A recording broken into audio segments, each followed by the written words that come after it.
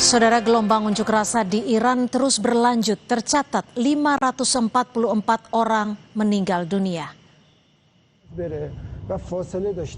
Televisi pemerintah Iran merilis visual ataupun gambar yang menunjukkan jenazah di kamar mayat. Tetapi mereka mengklaim korban tewas tidak terlibat dalam demonstrasi baru-baru ini. Sementara aktivis mencatat 544 orang meninggal dunia yang terdiri dari 496 demonstran dan 48 anggota pasukan keamanan. Selain itu lebih dari 10.600 orang ditahan pihak berwenang.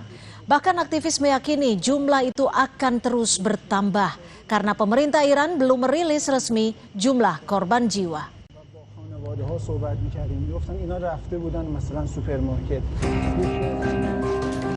Presiden Amerika Serikat Donald Trump mengaku tengah mempertimbangkan serangkaian opsi tegas terhadap Iran. Usai demonstrasi di negara itu diyakini telah menewaskan lebih dari 500 orang. Trump mengancam otoritas Iran agar tidak menembak para demonstran. Ia mengklaim bahwa negaranya terus mengamati situasi dengan sangat cermat. Well, if they do that, we'll consider things targets that they wouldn't believe. If they do that, we will hit them at levels that they've never been hit before. They won't even believe it. I have options that are so strong. So, I mean, if they did that, it'll be met with a very, very powerful force. Sementara pemimpin tertinggi Iran, Ali Khamenei, meminta rakyat Iran untuk menjaga persatuan dan menuding sejumlah demonstran mencoba menyenangkan Presiden Amerika Serikat Donald Trump. Pemimpin tertinggi Iran itu mengecam aksi demonstrasi dan menyatakan tindakan mereka membahayakan keamanan negara. Khamenei meminta pemimpin Amerika Serikat untuk fokus pada masalah di negaranya sendiri. در تهران در بعضی جای دیگه یه مش تخریبگر آمدن ساختمان متعلق به کشور خودشون رو خراب کردن. مثلا فرض کنید فلان ساختمان دیواری رو خراب کردن برای که دل رئیس جمهور آمریکا خوش. Pakar hubungan internasional UNPAD, Teguh Reza Shah, menduga ada keterlibatan intelijen Amerika Serikat di balik serangkaian aksi unjuk rasa di Iran.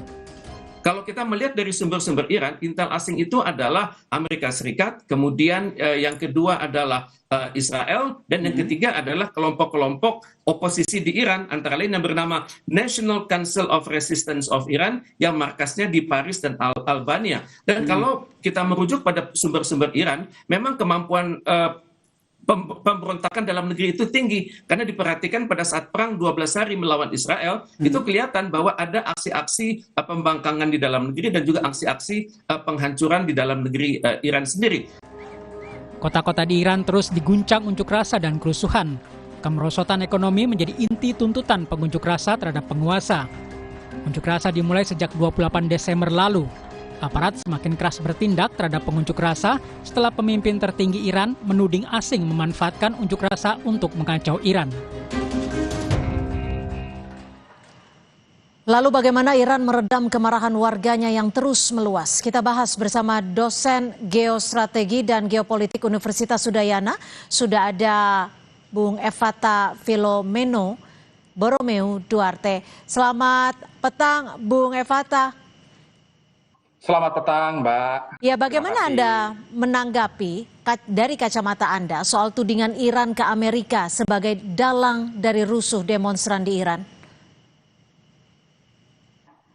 Ya, baik, terima kasih. Tentu ini merupakan satu pertanyaan yang sangat fundamental ya.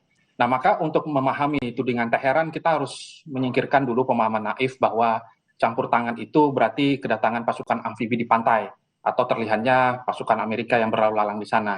Nah, di tahun 2026 ini tudingan Menteri Luar Negeri ya Iran Abbas Araghchi ya bukan sekedar retorika diplomatik biasa. Nah, itu adalah deskripsi akurat memang tentang perang generasi kelima yang mereka hadapi hari ini. Maka tudingan ini adalah validasi dari fenomena vindication of paranoia memang gitu. Jadi fakta teknisnya kita bisa sama-sama lihat bahwa pertama, ketika rezim Teheran mengaktifkan National Information Network ya atau intranet lokal mereka dan memastikan akses global demonstran itu terputus sementara. Nah, respon Amerika Serikat ini sangat teknis dan juga masif ya. Jadi saturasi satelit mereka akhirnya kita lihat bahwa masyarakat itu berharap agar ada aktivasi terminal-terminal Starlink ya di perbatasan barat Kurdistan, terus juga dan di Tenggara Sistan, Balukistan ya. Nah, meskipun Garda IRGC ini memiliki teknologi electronic jammers buatan Rusia yang efektif memblokir kurang lebih 30-50% sinyal, tetapi ternyata banyak yang lolos juga gitu. Jadi ini tanda bahwa Amerika Ya, lalu Anda melihatnya apa sebenarnya kepentingan dari Amerika Serikat ini hingga terseret dalam memanasnya situasi ataupun suhu politik di Iran? Ya, pertama kita harus melihat bahwa memang Amerika akan menggunakan narasi demokrasi ya, tetapi tentu di belakang itu ada grand strategi yang sebenarnya harus kita lihat bahwa ternyata Iran adalah vendor utama dari untuk kepentingan Rusia. Maka kalau kita bedah secara mendalam, Presiden Zelensky saja mengatakan ya dalam kunjungan di parlemen Belanda ya bahwa sekitar 2.843 ya drone Shahed itu sudah ada dan dikirimkan ke Ukraina gitu. Jadi Rusia itu kurang lebih menembakkan sekitar 2.736 unit. Sangat banyak sekali. Nah ini ketika mereka mencekik Iran, tentu otomatis ini akan memutus hubungan militer ya yang menjadi rantai pasok utama dari. Jadi Anda melihatnya Iran. Ini ada yang terjadi saat ini adalah by design, sudah direncanakan sebelumnya, termasuk oleh Amerika Serikat? Ya, by design. Pola-polanya jelas ya. Ini Amerika Serikat, kepentingan Amerika Serikat utamanya melakukan supply chain interdiction ya. Jadi dia ingin memutus rantai pasok level negara. Jadi untuk melumpuhkan Rusia, ya Amerika Serikat harus memicu rezim kolaps ya. Jadi ketika rezim yang ada di Iran memimpin saat ini runtuh dan terjadi perang saudara, otomatis rantai pasok terhadap komponen seperti drone, rudal, balistik ya, FAT-360 ya, Rusia itu akan berhenti total. Nah, dan juga ternyata ada satu hal yang tidak boleh kita lupakan, yaitu terkait dengan kepentingan Amerika di Selat Hormuz. Amerika Serikat ingin memastikan rezim Teheran ya disibukkan dengan masalah pemberontakan internal mereka, insurgensi, sehingga mereka kehilangan kapasitas untuk memproyeksikan kekuatan di laut yang mengancam tanker-tanker minyak dari Amerika Serikat yang melintas dan lain sebagainya. Ini kan kalau dilihat saat ini narasi yang disampaikan adalah campur tangan asing. Bagaimana Anda melihat narasi ini? Apakah ini memang sepenuhnya propaganda atau ada juga faktor faktualnya? Ya, baik. Kita pasti akan bertanya di mana tentara Amerikanya. Tapi di dalam perang modern hari ini di generasi kelima, ya ini ada bentuk namanya covert operation begitu. Jadi kalau kita bedah ini harusnya bedah secara forensik digital dan juga arus-arus finansial yang bergerak. Nah, dalam beberapa catatan ada kelompok pertas yang bernama Hadala Red ya. Mereka tidak cuma merilis rumor, tetapi mereka mengatakan bahwa ada kepentingan operasi intelijen dari Israel di dalamnya. Mereka mengekspos nama Mehmet Rahimi ya, yang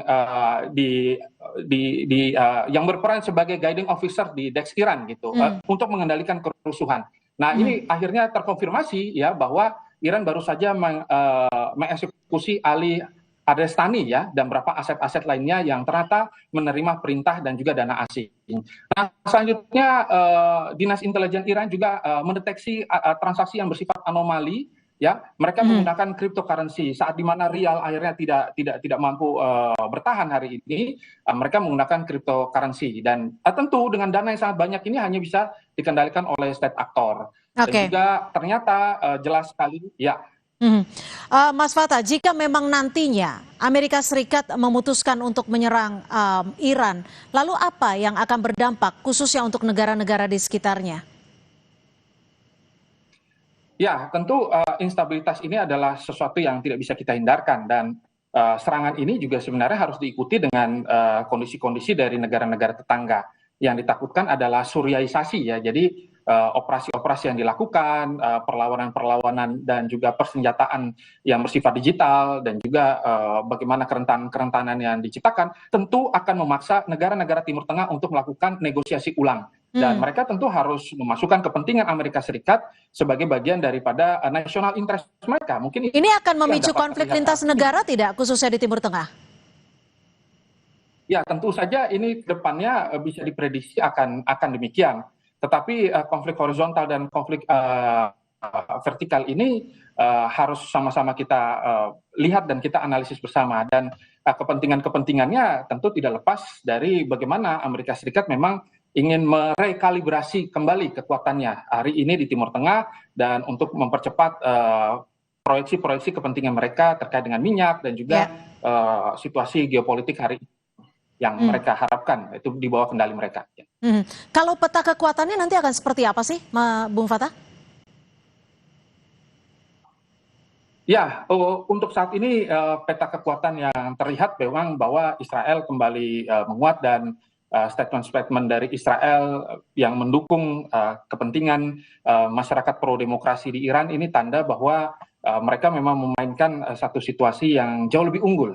Tetapi tentu harapan besar ya yang terlihat adalah kembali kita melihat Timur Tengah mampu menahan ya serangan dan melakukan diplomasi dengan lebih cepat. Mengingat bahwa apa yang dilakukan oleh Amerika dengan agresivitasnya mengirimkan ya bukan cuma tadi dalam sisi digital saja, bahkan mereka mengirimkan tiga kapal induk ya yang sudah berada dan mengepung Iran. Ya, itu ini tanda bahwa mereka sangat serius dan ini juga sebagai sinyal yang kuat harus diterima oleh Rusia dan juga Cina. Ya, Bung Fatah, kalau yang dilihat ataupun yang terjadi di Iran saat ini murni domestik ataupun kendala ataupun permasalahan yang terjadi di domestik, atau sebenarnya ini adalah bagian dari perdebatan untuk penguasaan pengaruh global?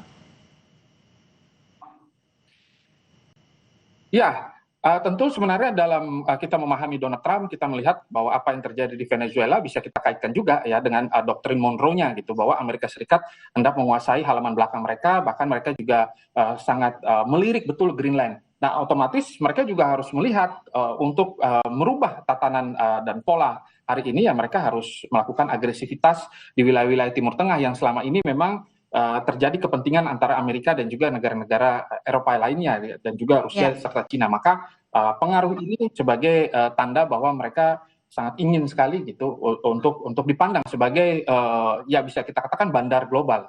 Oke, baik. Artinya ada kepentingan strategis juga yang dimiliki oleh Amerika Serikat saat ini. Terima kasih Bung Fatah Filomeno, Boromeu Duarte, dosen geostrategis dan geopolitik Universitas Udayana, sudah berbagi perspektif di Kompas Petang.